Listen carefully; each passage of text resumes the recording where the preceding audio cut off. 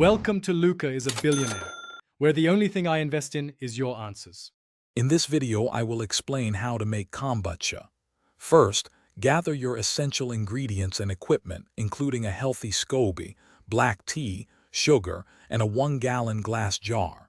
Next, brew a strong batch of black tea and dissolve 1 cup of sugar into it while it's hot.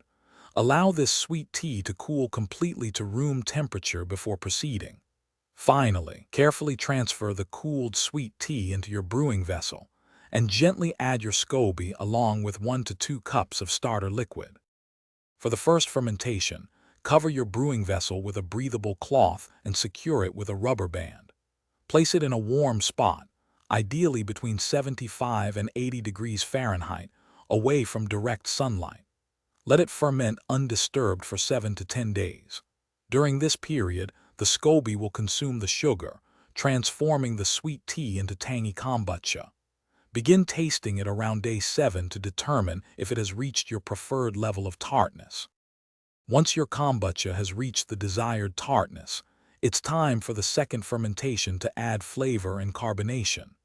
Carefully remove the SCOBY and about 2 cups of starter liquid for your next batch.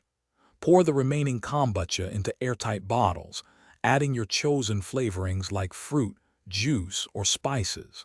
Leave about 1 inch of headspace in each bottle. Seal the bottles tightly and let them ferment at room temperature for an additional 1 to 3 days to build carbonation. After the second fermentation, once your kombucha is fizzy, transfer the bottles to the refrigerator. This cold temperature will significantly slow down the fermentation process, preventing overcarbonation and preserving the flavor. Your homemade kombucha is now ready to enjoy. Remember to use the reserved SCOBY and starter liquid to begin your next batch of sweet tea, ensuring a continuous supply of this delicious, bubbly beverage. Happy brewing! Thanks for watching and please subscribe. It's the best investment you'll ever make.